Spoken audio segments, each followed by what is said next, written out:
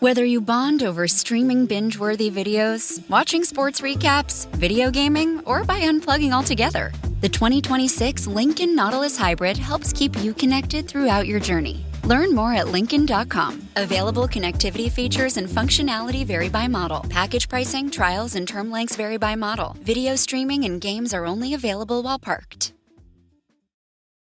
I had that dream again. My small business needs to hire, but I don't use LinkedIn, and I hire an energy vampire. But also they're a literal vampire. And suddenly my team is spending all their time sharpening wooden stakes and buying bulk silver and rehearsing ancient chants, and then I wake up. Don't let hiring nightmares ruin your dreams. LinkedIn Jobs' new AI assistant takes insights from over 1 billion professionals to create a short list of the best fits for you. Post your job for free at linkedin.com/quality. Start hiring today with LinkedIn. La historia de la serpiente en el Edén no es una fábula con moraleja para niños. No es un cuento simbólico sobre manzanas y castigos. Es un código antiguo, un aviso profético y una declaración de guerra entre el cielo y las fuerzas que buscan destruir la creación desde su raíz. Lo que ocurrió en ese jardín no fue un simple error humano ni una curiosidad ingenua. Fue el inicio de una rebelión oculta, el eco de una caída celestial que marcó la historia entera de la humanidad y desató una batalla espiritual que aún continúa. ¿Y si todo lo que te enseñaron sobre este relato fue apenas la superficie? ¿Y si la serpiente no era un simple animal, sino un ser glorioso, resplandeciente, caído, que hablaba con una sabiduría seductora y peligrosa? ¿Y si esta historia no se trata únicamente del pasado, sino de algo que sigue ocurriendo hoy en tu propia vida? Quédate, porque lo que estás a punto de descubrir puede sacudir tu fe o despertarla. Todos conocemos la escena: un jardín perfecto, 2 seres humanos inocentes, un árbol prohibido y una serpiente que susurra una mentira. Nos han contado esta historia tantas veces que pareciera no tener secretos. Pero hay algo que no encaja, algo que, si lo observamos con más detenimiento, comienza a revelar una verdad mucho más inquietante. La serpiente habla, y no solo habla, razona, persuade, argumenta, y lo más extraño, Eva no se asusta, no se aleja, no duda del carácter de esa criatura. Todo lo contrario, parece confiar en lo que dice. ¿Por qué? ¿Quién era realmente esa serpiente? ¿Y por qué Dios permitiría que un simple animal arruine toda su creación con una sola conversación? ¿Por qué darle a esa criatura la capacidad de intervenir en un momento tan decisivo? ¿Y por qué, después de todo, el castigo que recibe parece más simbólico que literal? Arrastrarse y comer polvo. A lo largo del tiempo, muchos han aceptado esta historia tal como fue contada en las traducciones más populares. Pero pocos se han detenido a mirar el idioma original. Pocos han ido al hebreo, a las raíces del relato, para descubrir que allí no se describe simplemente una serpiente, sino algo mucho más profundo. Este es el dilema: o aceptamos el relato como un simple mito con enseñanza moral, o nos atrevemos a mirar más allá y reconocer que el texto bíblico nos está hablando de una inteligencia oscura, disfrazada, que participó activamente en la caída del ser humano. Una entidad que no ha desaparecido y que sigue operando con la misma estrategia de siempre: disfrazar la mentira de sabiduría.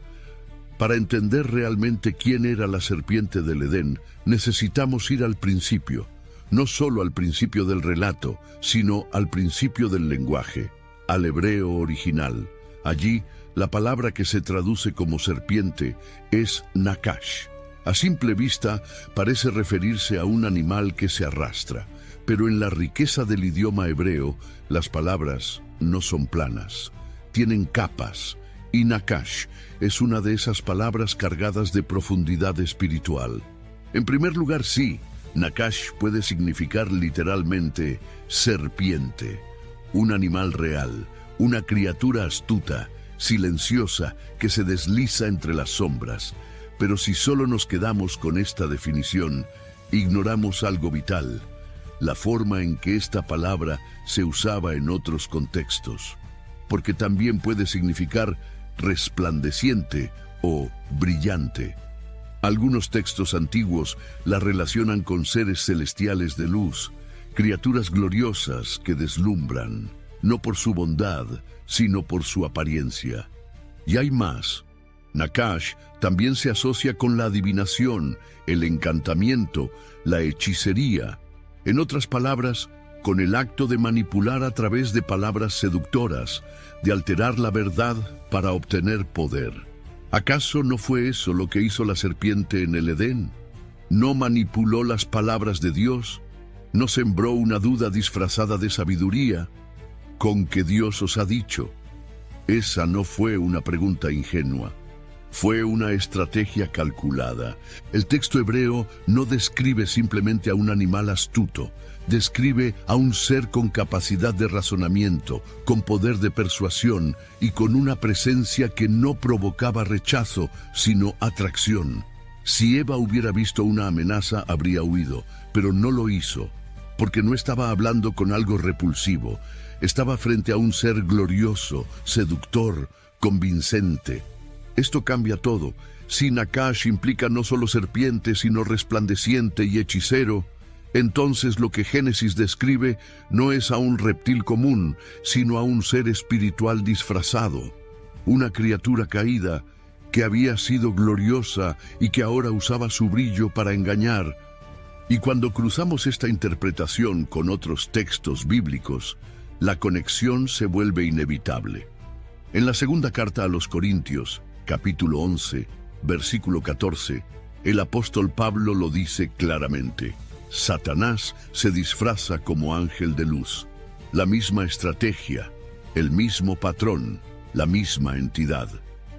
Cuando abrimos el libro de Ezequiel, en el capítulo 28, encontramos una descripción que a primera vista parece hablar de un rey humano, pero al leer con atención, nos damos cuenta de que las palabras superan toda categoría terrenal.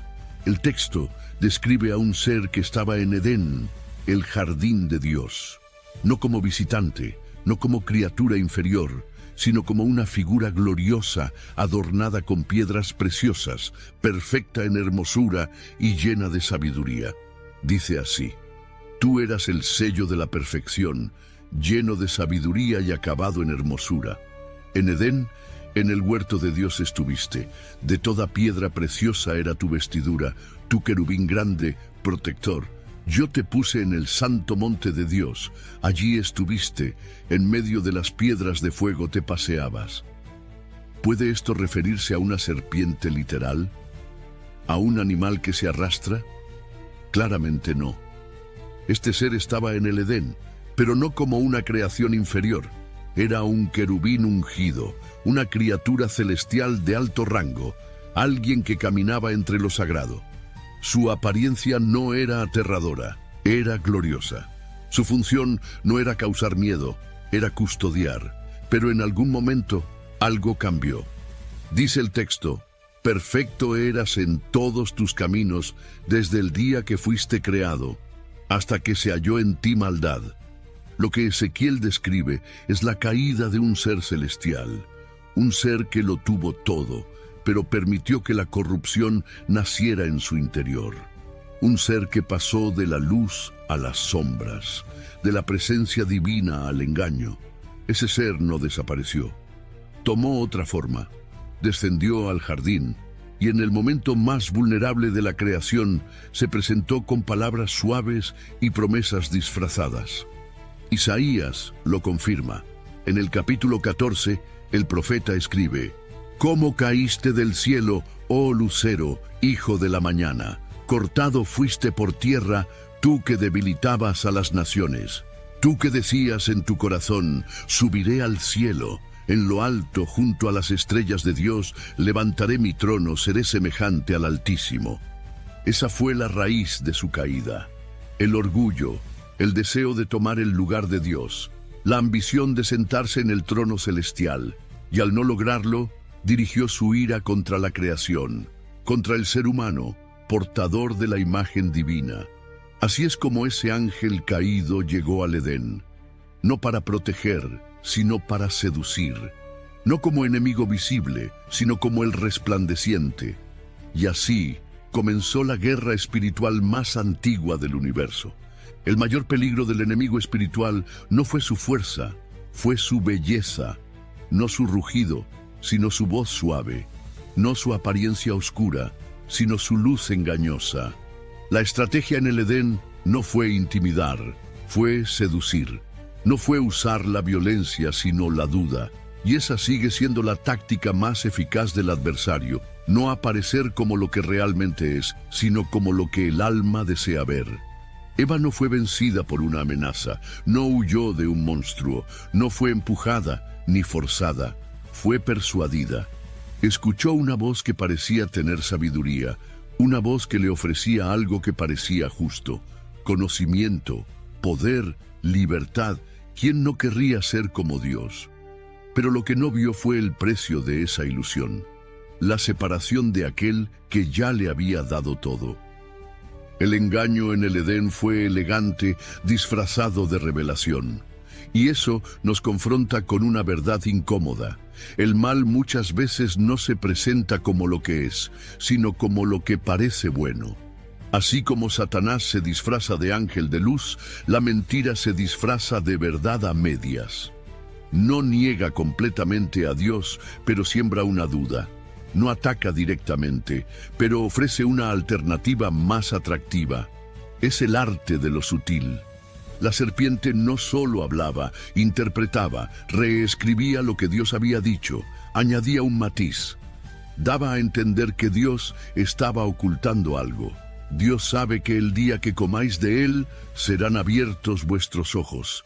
Esa frase contiene la esencia del pecado original, la desconfianza, la sospecha de que Dios no es suficiente, de que se necesita algo más, y allí radica la verdadera batalla.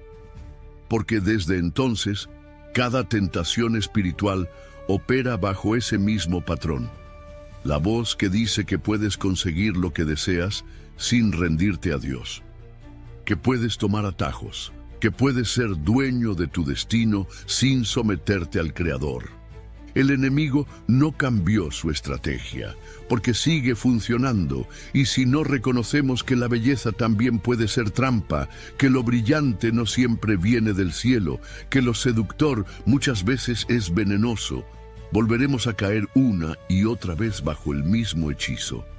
En medio del juicio, Dios dejó una promesa. Entre la maldición pronunciada y el exilio del Edén, hubo una declaración que resplandece como una luz encendida en la oscuridad.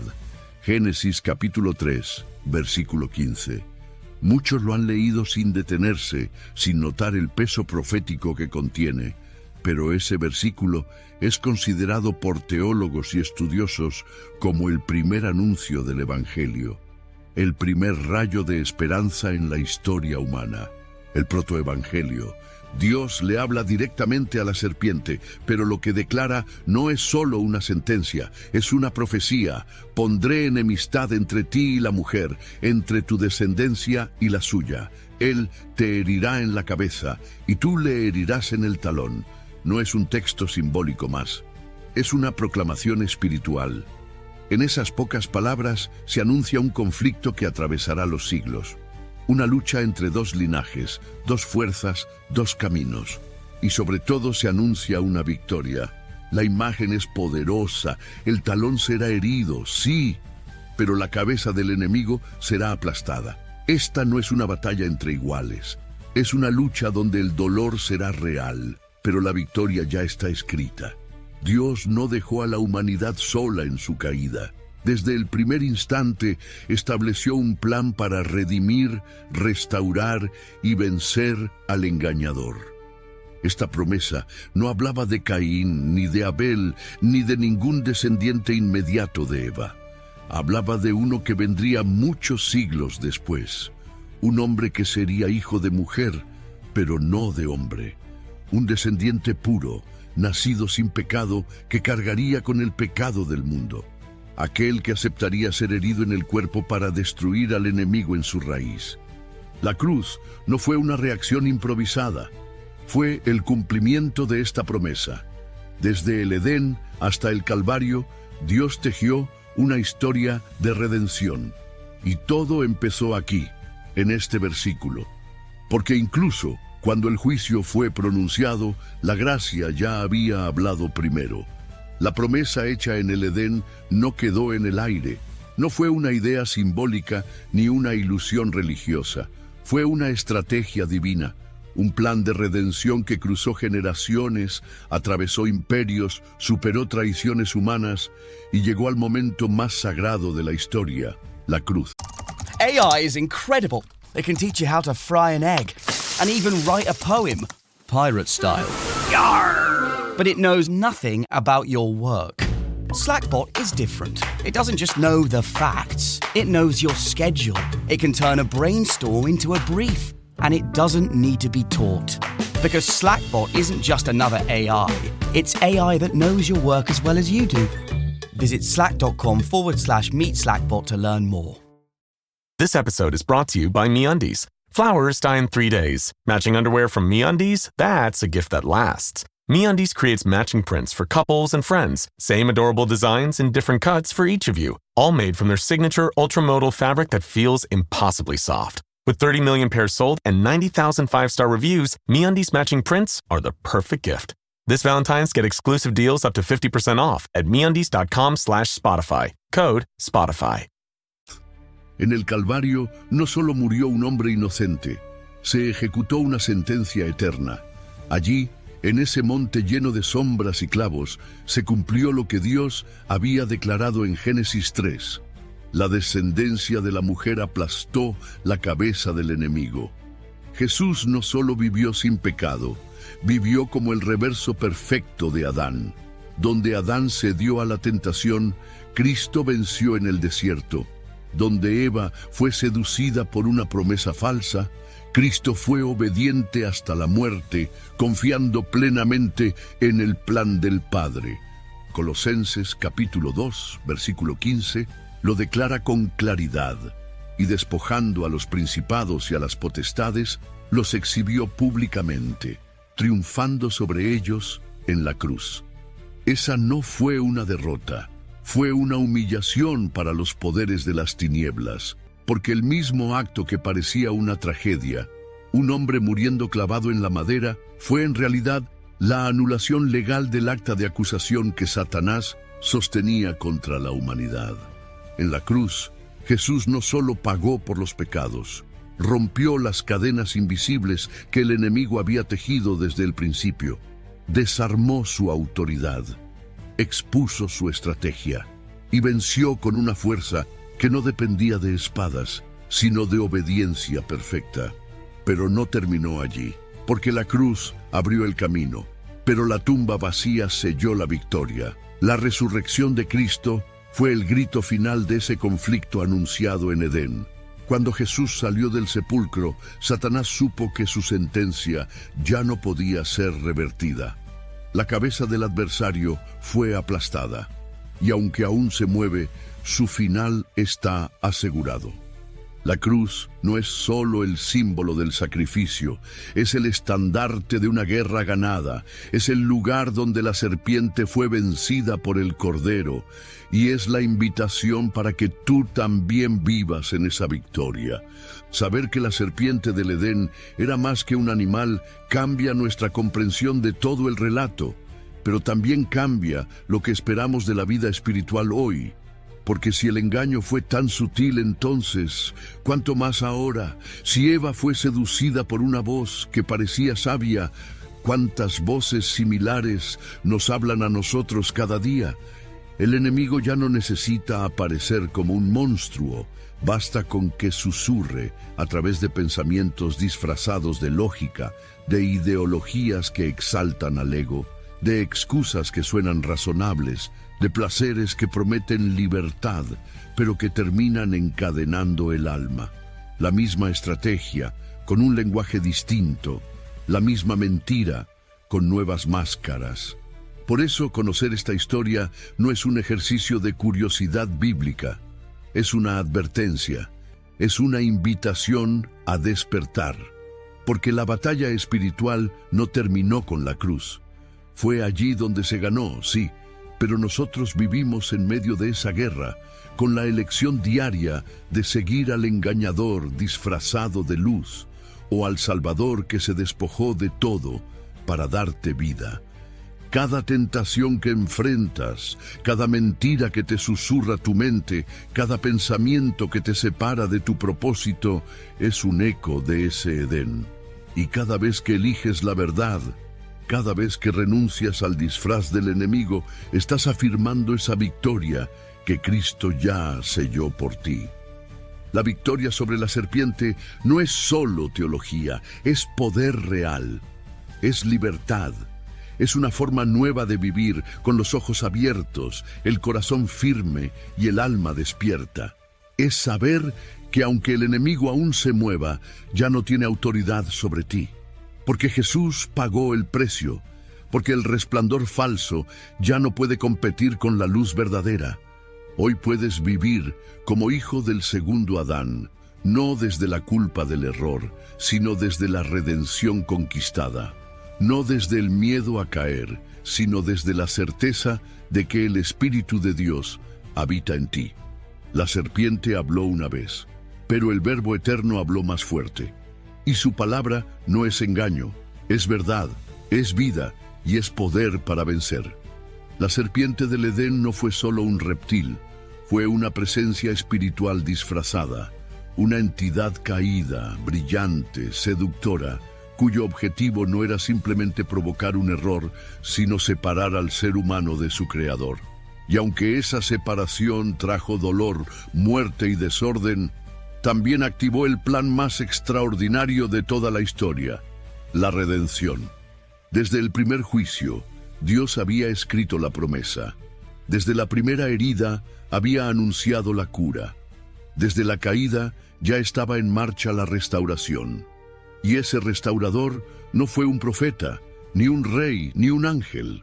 Fue el mismo Hijo de Dios, el descendiente de mujer que enfrentó a la serpiente no con palabras seductoras, sino con obediencia absoluta. No con engaño, sino con verdad. No con apariencia, sino con amor hasta la cruz. Hoy tú y yo no estamos atrapados en la derrota del Edén. Estamos invitados a vivir desde la victoria del Calvario. La serpiente fue real, el pecado también, pero más real es la cruz, más fuerte es la sangre y más definitiva es la resurrección. Jesús no solo venció por él, venció por ti, para que ya no camines con culpa, sino con autoridad, para que no temas a la oscuridad, sino que camines en la luz. Si esta verdad cambió tu forma de ver Génesis, dale like a este video y compártelo con alguien que necesita conocer la historia completa. Déjanos tu comentario. Queremos saber qué revelación despertó en ti este mensaje. Y si todavía no estás suscrito al canal, hazlo ahora mismo, porque vamos a seguir explorando las verdades ocultas de la palabra y lo que viene va a sacudir tu espíritu. Hasta la próxima. Y recuerda, la serpiente susurra, pero el león de Judá ya rugió, y su rugido vendrá. Hello, I'm Randy Duncan, and I invite you to join me on my verse-by-verse Bible study podcast, where I go through the Bible verse by verse. But if you're looking for just a quick life lesson Bible study, then this is not the podcast for you. This is a deeper dive Bible study designed to help you grow in your knowledge and understanding of the Bible. And even if mine isn't the one for you, I pray that you will find a Christian podcast that does resonate with you and will help you deepen your relationship and faith in Jesus Christ. I'm Emily Bach. And I'm Vincent Damon. Join us on a brand new season of Compiler, an original podcast from Red Hat, as we dive deep into the critical topic of product security. We'll cover the basics of securing software, and we'll explore the new challenges in this space in the wake of artificial intelligence and other emerging technologies. You can find Compiler wherever you get your podcasts.